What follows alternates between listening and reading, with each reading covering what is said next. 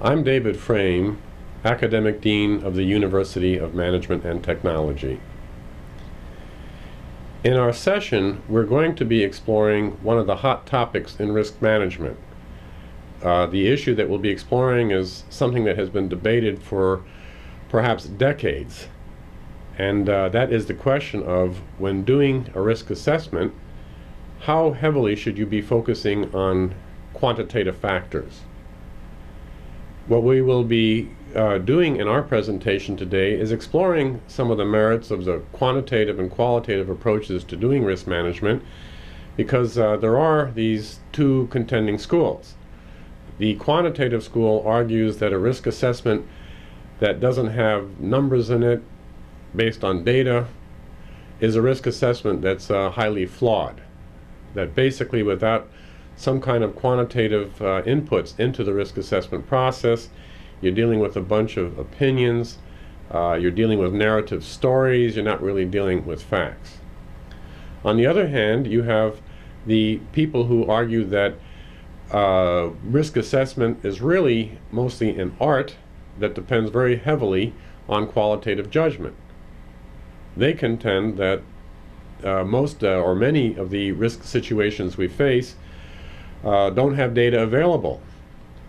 So we don't have the data to work with, or they just don't lend themselves to a quantitative assessment. In fact, a quantitative assessment might be misleading because it gives us these numbers where we compute things out to several digits beyond the decimal point, and in fact those numbers are really meaningless. So we think we have a strong assessment with all these numbers, but in point of fact the numbers really aren't reflecting anything, and we have a false sense of insight and knowledge. So what we will be doing then today is looking at these two contending perspectives, the quantitative, the qualitative, and see the extent to which they oppose each other, or the extent to which they really complement each other. We're fortunate to have the presentation being made by Dr. Ed Nasser of the University of Management and Technology. He teaches our risk courses for us in our programs here at UMT, and what we'll be doing is asking him his views on the quantitative and qualitative perspectives regarding risk assessments.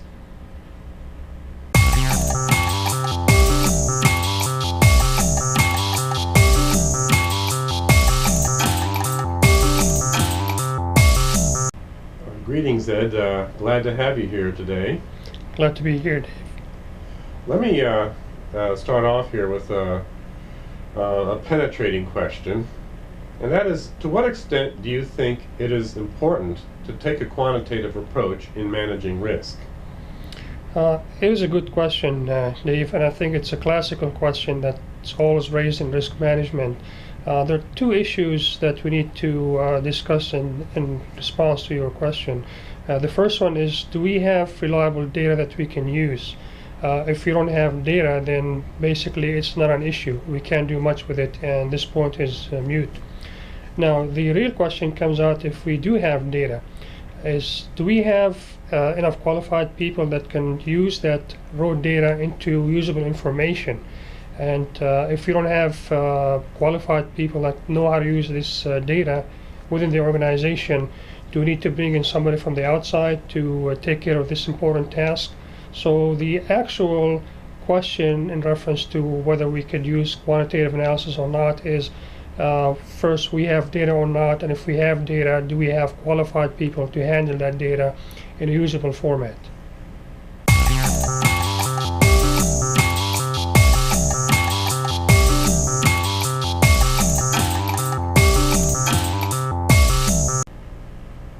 To what extent do you find that people have the data they need to take a quantitative approach to managing risk? In my experience, Dave, it depends on the environment that you're working in. If you're working, let's say, in the operations environment, you have standard procedures to produce certain widgets. And a good example of that is manufacturing, where you have lots and lots of data, and you can predict exactly how many defects you will have in 1,000 units of production. You can predict the time of completion of manufacturing and so forth. So in that kind of environment, it's really easy to use the quantitative analysis because you have lots and lots of data points, and you can do a lot of numerical analysis, quantitative analysis, and whatnot. If we're talking about the other extreme, which is the political type of environment, this is a situation where you really don't have a lot of data, because each time a politician takes an action, it's a unique action, and it's really not predictable action, and you won't have much data to rely on. So that's the second extreme of not having reliable data. The project environment is somewhat in between, because if you remember that by definition, a project is a unique undertaking. So we might have certain aspects of a project might have data. For example, installing a piece of equipment. We probably have done that in prior projects, and we can rely on that part of the project to have reliable data that we can use. In general, you might not have sufficient data to work with within a project. So it might be somewhere in between the two environments that we talked about, operations versus political. So I would say, it really depends on the kind of environment that you're working in. Sometimes you could have lots of information and lots of data available to you, as we mentioned in manufacturing or even in the pharmaceutical industry as well. Sometimes you can have no kind of data, like in the political situations. These are kind of unique actions, and the kind of project environment is somewhat in between these two. Sometimes you could have data, and sometimes the data might be missing.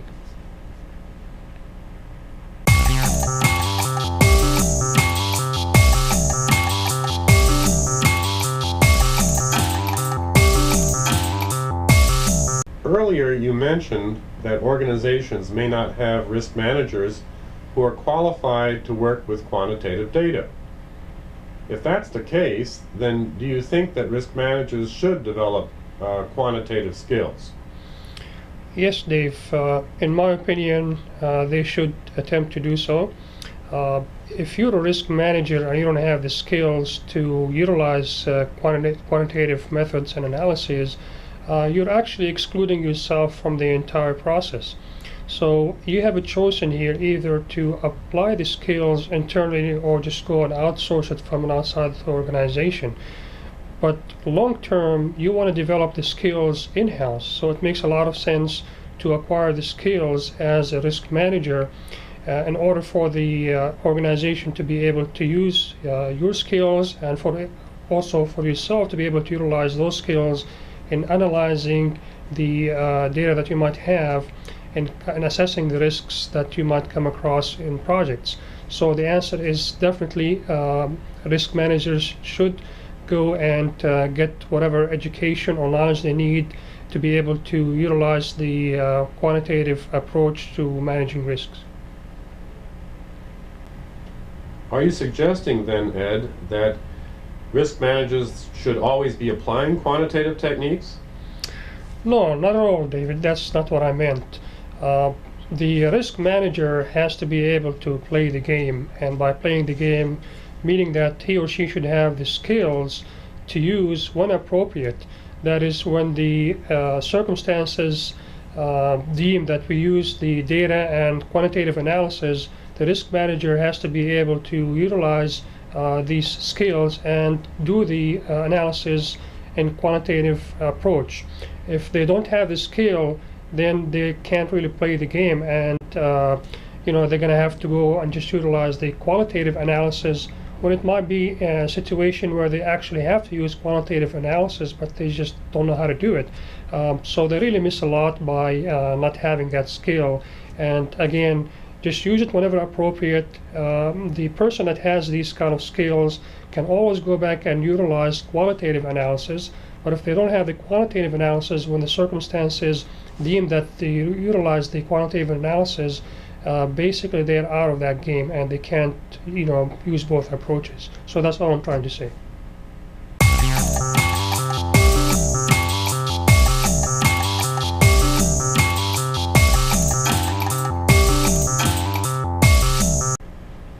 I've had students in a risk management course that I taught ask me a rather provoking question. We had been having the students go through a whole bunch of quantitative exercises, and I think some of them resented this because a number of them asked me, they said, are you telling us that if we had mastery of these quantitative techniques, we would have been able to predict that on September 11, 2001, 19 terrorists would board 4 aircrafts with the view of hijacking them to attack the World Trade Center and the Pentagon? It's clear when asking the questions they were trying to provoke me. What would be your answer to their question? I'm glad you raised that question, Dave. I get asked the same question by my students each time I teach risk management. And the answer is really simple no. You couldn't have predicted that kind of event just because it was a unique event. Quantitative analysis could have been used on different type of things, such as impact assessment. We could do quantitative analysis to find out the dollar figure of a building, let's say damaging or a property damage. We could also find out the number of people injured in case there's a fire in the World Trade Center. You could also find out the amount of loss that the community as a whole will suffer as a result of the building shutdown as well. That is World Trade Center again. So you could do some quantitative analysis on the assessment aspect, on the community, on the business, on the income and whatnot, but then again, not to predict the sort of event that happened September 11th.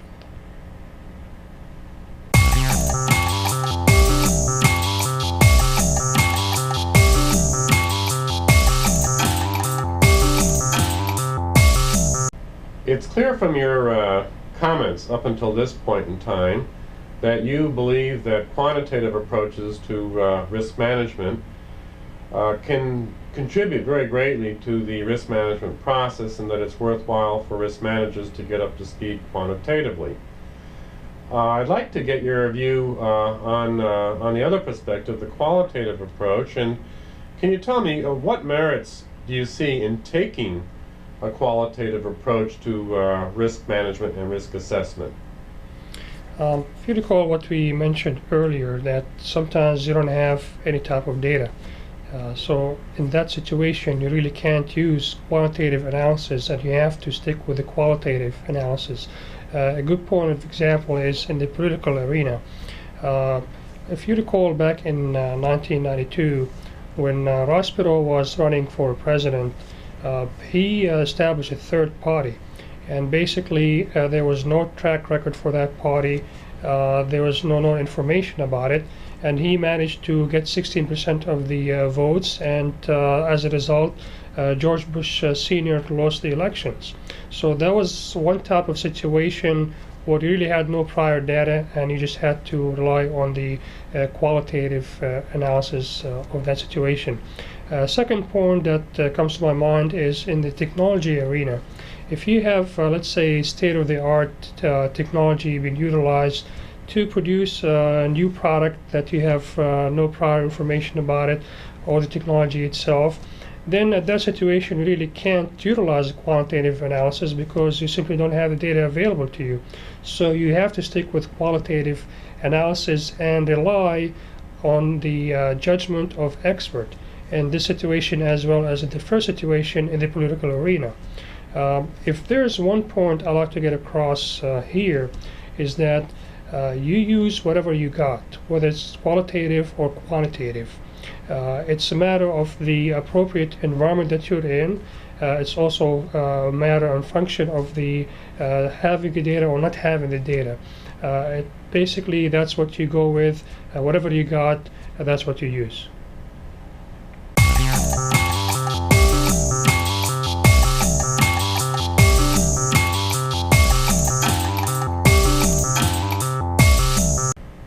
There's a class of software that's sold in stores and you can purchase it online known as risk management software. And if you have a student come up to you and say, Dr. Nasser, sir, should I go out and buy a risk management software package and then spend a lot of time learning how to use it? What kind of answer would you give that student? Basically, what you're talking about, Dave, what's called risk management software, the students are primarily referring to a very narrow area of risk management, which is simulation and primarily Monte Carlo simulation. Packages such as At-Risk and Crystal Ball are the most two common ones. They're inexpensive and easy to use. And what you have to remember with these sort of packages is that it depends on the kind of information that you have. If you have good, reliable information or data that you can put into it and get some results out of it, and that's great. The old adage is, garbage in, garbage out applies here. Put good data into it, get good output or information out of it. I definitely support using that sort of software. But you got to remember that risk management is a lot more than using Monte Carlo simulation, which is basically utilizing random table of numbers to come up with scenarios, let's say to do a schedule for a project or to get a cost for a project, and sort of runs it thousands of times. You can do that sort of thing if you have reliable information again, but then again, risk management deals with a lot more than just Monte Carlo simulation.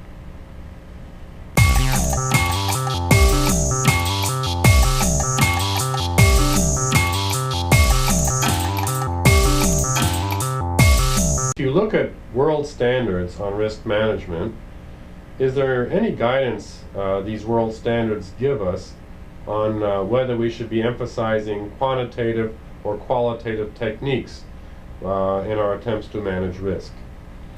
In my opinion, the best developed standards on risk management are the ones developed by the Australian, New Zealand standards called Standard 4360, that's 4360.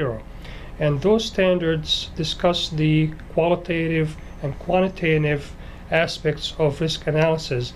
And their point of view is that they're neutral as far as which one to use. They also say the same thing that we have been saying all along, is that use whatever is appropriate to the environment that you're in. Another global standard was developed by the Project Management Institute in a document that's called A Guide to the Project Management Body of Knowledge. Now, they have a whole chapter that deals with risk management, and their approach is similar to the first one, the Australian-New Zealand approach, which is a neutral approach. That means you use whatever is appropriate to the environment you're in. It is not a question of either or. It is a question of whether you have the data or not to use, and what is the kind of environment that you're in that you can utilize qualitative versus quantitative analysis. That's the real issue right here.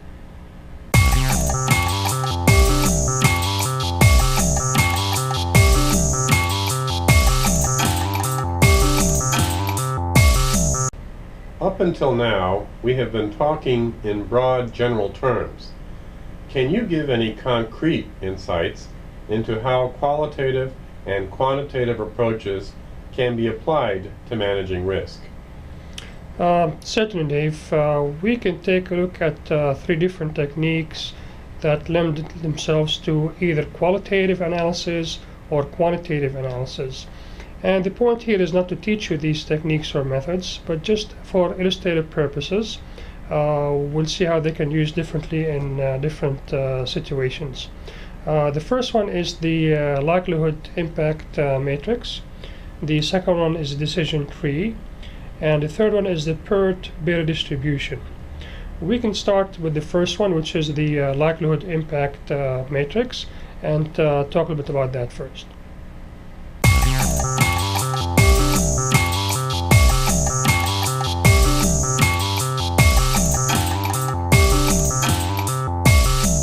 Recently, I heard a conversation between two people, and one person was saying to the other that it is really unlikely that an asteroid would hit the Earth, and therefore it is not a risky event.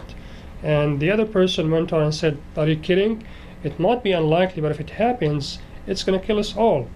What I'm trying to get out of this story is that risk basically has two main elements. The first one is the likelihood of an event happening, which deals with the probability.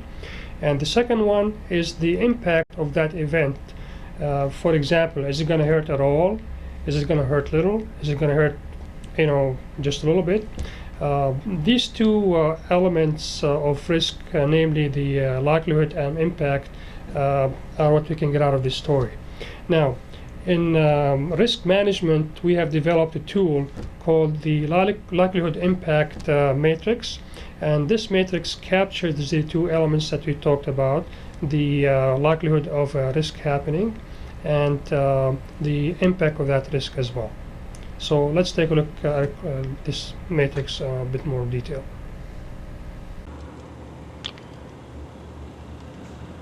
The likelihood impact matrix is one of the most useful tools in the risk manager's toolbox.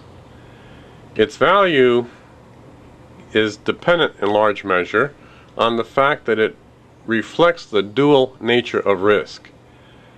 It reflects the fact that risk events have a likelihood component and an impact component.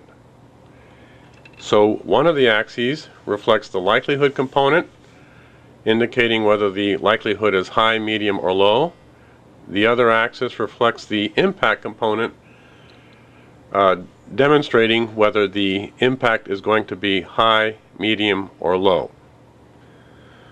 Risk events that are highly likely and that will have a high impact are what we call red zone events.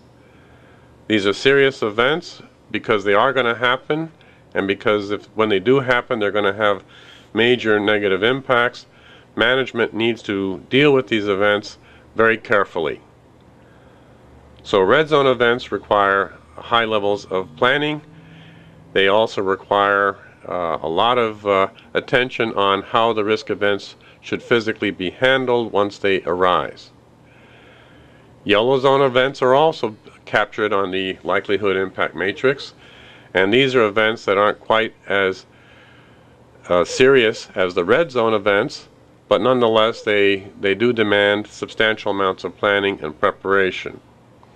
Green zone events are the least serious events of the three categories we're looking at here. They basically do not require enormous amounts of management attention, although any risk event should be monitored reasonably carefully.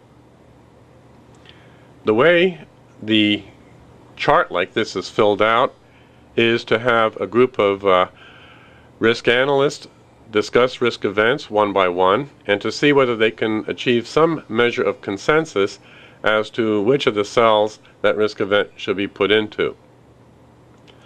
For example, a risk event that we might be discussing is lead breaking on the tip of a pencil. The likelihood of lead breaking on the tip of a pencil when you're writing with a pencil is quite high. It happens all the time. However, the impact is inconsequential. Another risk event, getting hit by a bolt of lightning, puts us in a different position.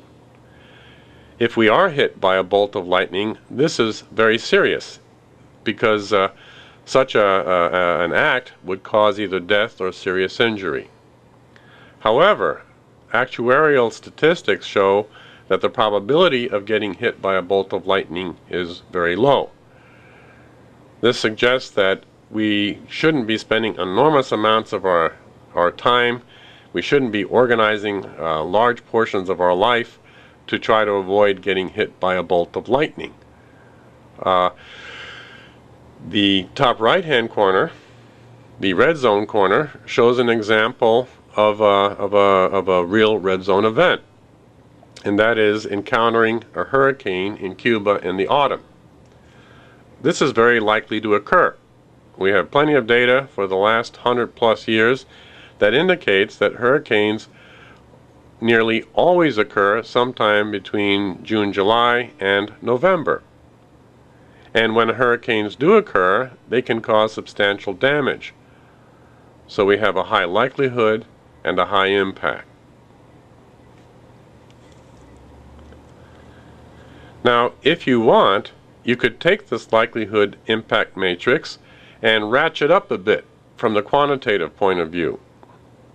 For example, On the likelihood axis, if you have data to sustain the effort, you can actually nail down specific probabilities. Similarly, in certain industries, it may be relatively easy to quantify the impact axis. For example, let's say you work in the health industry and you provide treatments for different types of disorders. If you have reason to believe that a given treatment will have serious negative side effects on 200 or more people out of 1,000, you can put that figure, that numerical score, as a substitute for the term that we now have up there called disaster. If you deem serious side effects of 50 to 200 people to be very harmful, then similarly you can replace the term harmful on the axis with an actual numerical score. So it's possible to use the likelihood impact matrix in a purely qualitative fashion, where you have a group of risk analysts discussing risk events and achieving a consensus as to what cell to put the risk events into, to a far more quantitative analysis where the axes have numerical scores on them and risk events are put into the matrix according to their scores on probability and impact.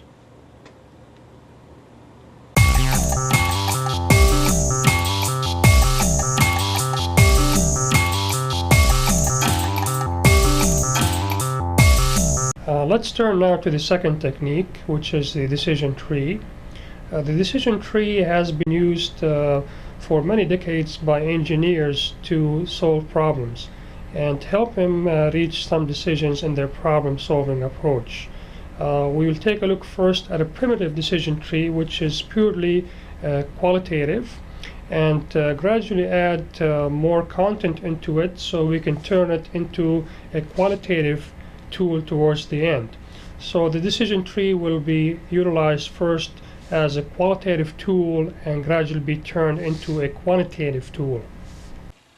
In this section, we look at one of the most venerable tools that we have in risk management, which is the decision tree. We will see how decision trees can be useful in doing qualitative or quantitative risk assessments. Let's begin looking at the decision tree as a qualitative tool. The example that we'll be illustrating here is the building of a factory. Now, in order to consider whether or not we want to build a factory, we need to carry out a feasibility study, which is shown now with that one branch. If the feasibility study is carried out properly, it'll give us a sense as to what kind of investment we might want to make. Do we want to make a major investment with a lot of money going into the project, a modest investment, or a minor investment? In addition, we need to take into account what the prospects are for revenue, and in our example, to keep things simple, we consider only two scenarios, a high revenue or low revenue scenario. Even though we haven't included any quantitative data into our decision tree yet, we can see that we have some important insights into the options facing us. If you follow each of the branches that you have in the decision tree, you'll see that this chart shows us that we have 6 investment options. Okay, in scenario 1, we can make a major investment where we expect a high return.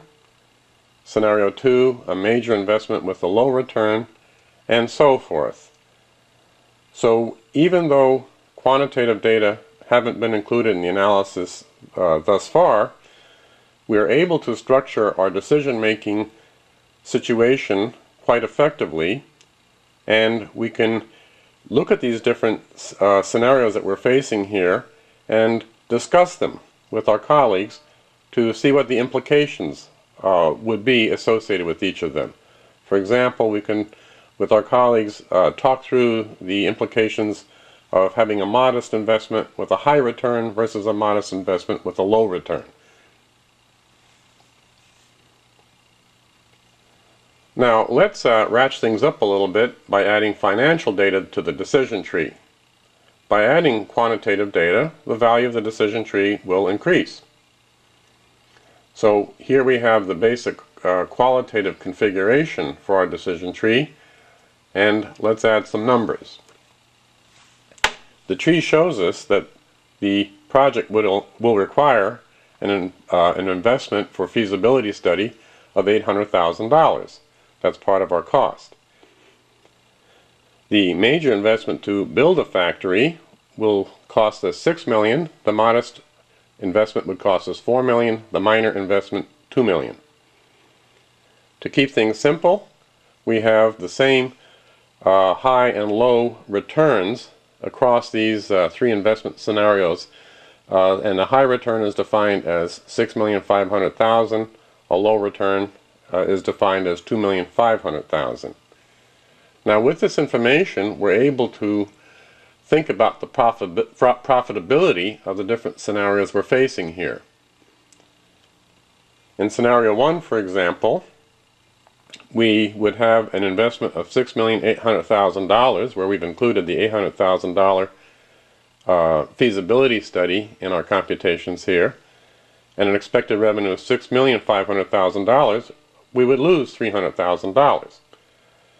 So that's not a very attractive scenario.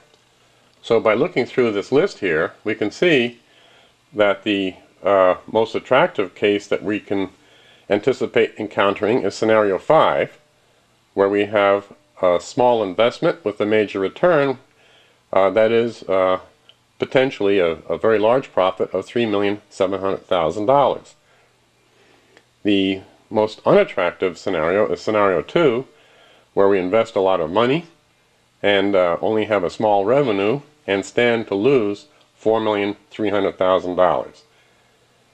So by adding numbers to our qualitative decision tree, we now have much better sense of what's attractive and what's not attractive in making our decisions. Now, to add even further strength to decision trees, let's assume we have some information on the probabilities of the different financial outcomes. So what we'll do here then is to add probabilities to the revenue projections we have. We can see that with a major investment, we anticipate there's a 40% chance of having a high return on that investment of $6,500,000. On the modest investment, the probability of a high return drops a little bit to 30%. On the minor investment, the probability of a large return drops considerably to only 10%. So we have now additional information on what's the likelihood of actually making a lot of money or not making a lot of money. And this information can be used to compute expected profit. So let's take a look at the expected profit for scenario A, which is a major investment. Our expected revenue is computed using standard expected monetary value computations, where we look at the probability of making $6,500,000, which is 0.4, and multiplying it by that $6,500,000, and add to that the probability of a low return, which is 60%, times the $2,500,000 value of the return, and we see that our expected revenue is $4,100,000. That looks pretty attractive until we recognize that the investment itself will cost us $6,800,000. So when we subtract the investment costs from the expected revenue, we see that we stand to lose a lot of money, $2,700,000. With scenario B, we're talking about a modest investment, and our expected revenue is $3,700,000. Again, that looks pretty good until we realize that our cost will be $4,800,000, and if we pursue scenario B, the modest investment, an expected return of minus $1,100,000. Finally, with scenario C, we examine the expected revenue associated with the minor investment and see that it's $2,900,000. In computing profit, we finally come across a situation where our costs are less than our revenue. So with scenario C, we have an expected profit of positive $100,000. So when examining these three different scenarios and taking into account statistical concept of likelihood, we see that the most attractive investment scenario is scenario C, because only with scenario C do we actually expect to make more money than we spend. Reviewing the data contained in scenario C should give us a moment of hesitation, however, because we see that even though we expect to make money, $100,000, the actual money that we expect to make is pretty small in respect to the investment itself. So we have to take into account and think about this. Do we really want to be investing $2,800,000 for the prospects of making only $100,000? The information contained here, where we have the probabilities and the financials, all of this occurring within the context of the logic of the decision tree, is pretty good, and enables us to make much more intelligent decisions than if we made our decisions completely on the basis of gut feeling.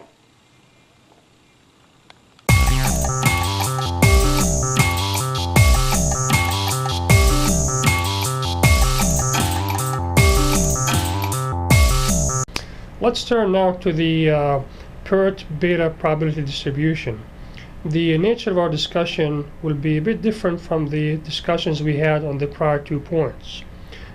In this technique, we are going to utilize soft data and wind up with some solid quantitative decisions.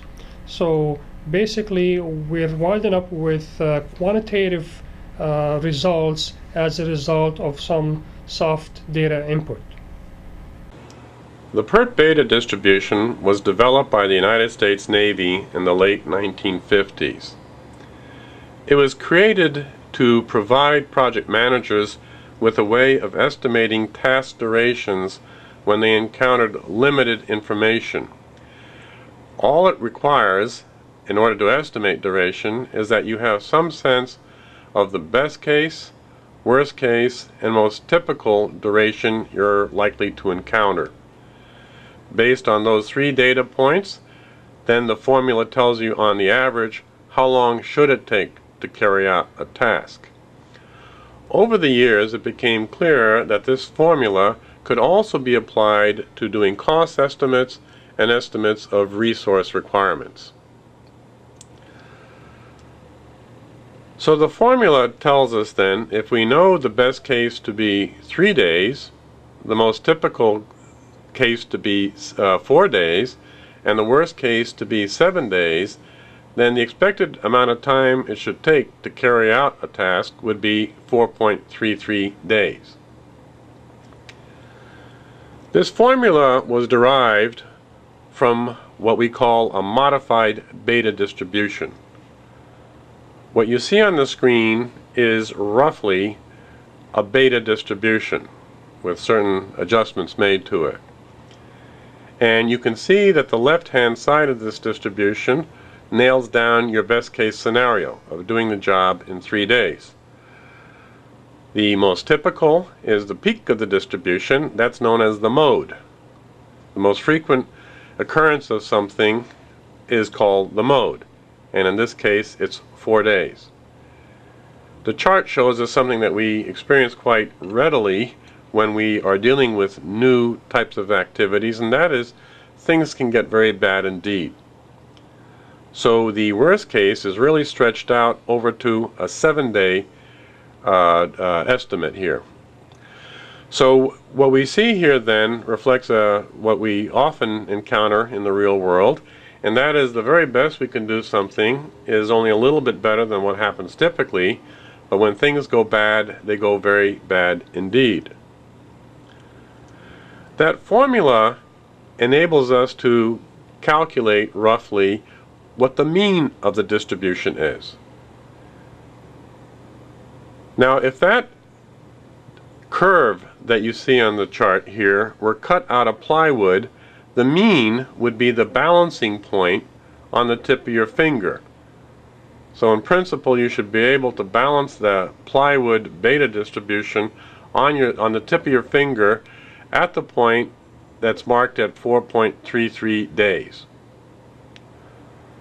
Notice that the mean on this beta distribution is larger than the mode, what happens typically. And the reason the mean is going to be larger than the mode is that our worst case scenario causes the average amount of time it takes to do something to get larger and larger.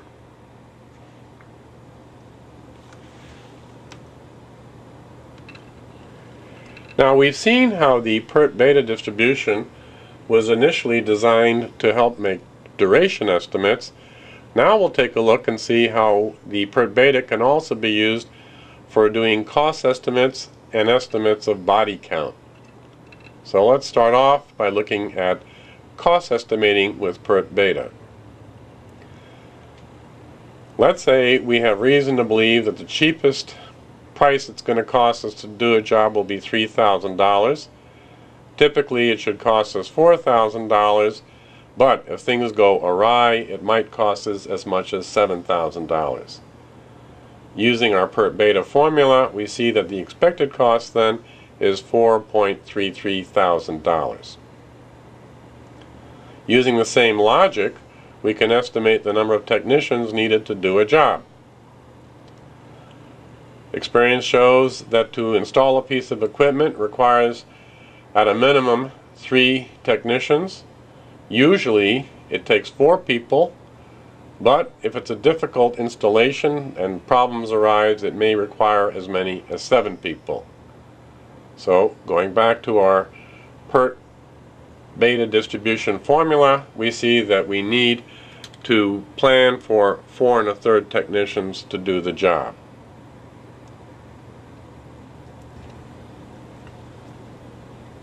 When you're trying to estimate things, it's rare for you to be able to estimate some value with 100% accuracy. What you need to do is to be able to compute the plus or minus factor that gives you a sense of how accurate your estimate is. In statistics, that plus or minus factor is known as standard deviation. And we're fortunate in dealing with the PERT beta distribution to have a very simple formula in enabling us to compute standard deviation. This is not a 100% accurate formula, but experience shows that it's good enough. The formula for standard deviation tells us to take the worst case situation, subtract from it the best case situation, and then to divide the difference between these two numbers by 6.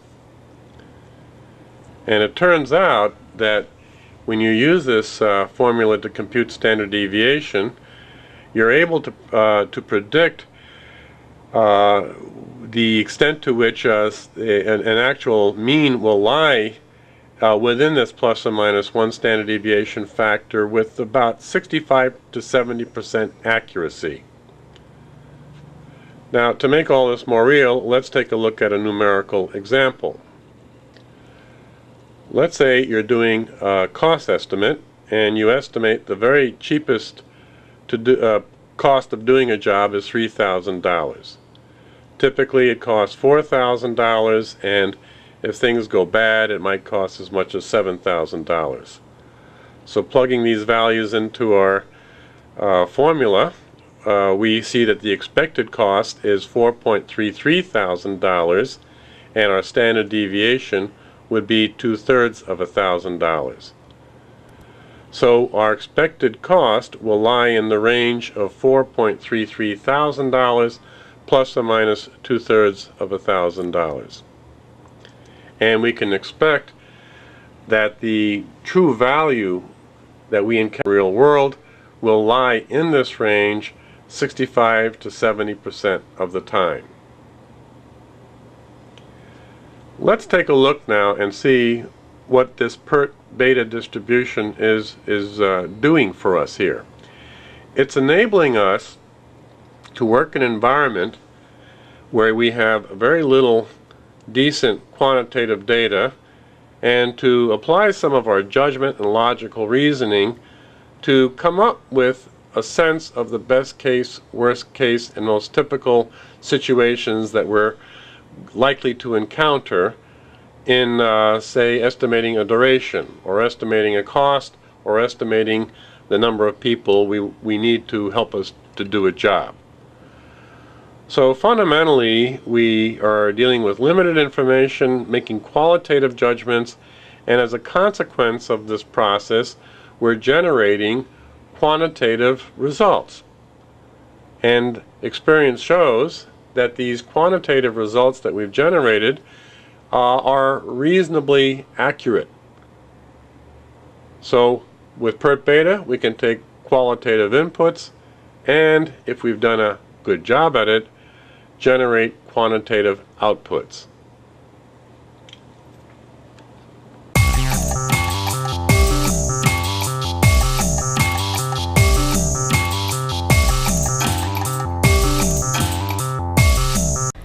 In conclusion, I would like to recap what we have started originally with, and that is the question of whether to use quantitative analysis or qualitative analysis. And the point in case in here is that you really work with what you have. First of all, if you have no data at all, then there's really no point of talking about quantitative analysis, because the only thing you have is the qualitative analysis.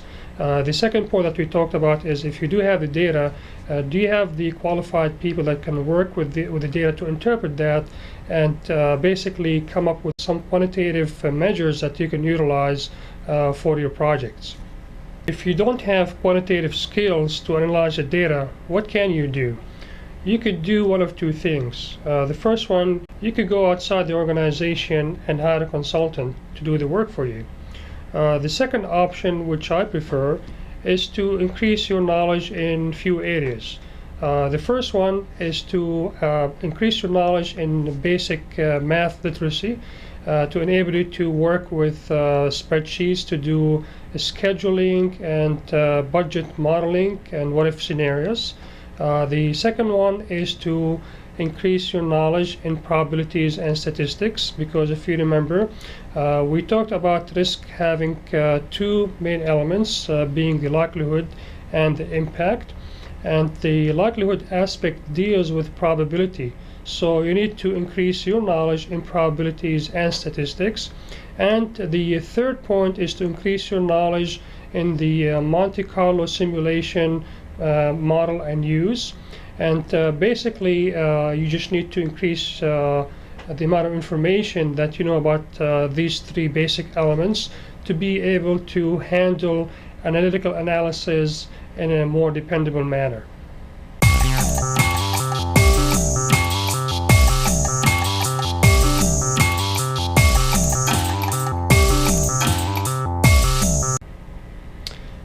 In conclusion, I'd like to thank you for your time, and I want to wish you luck in utilizing the proper techniques for risk management.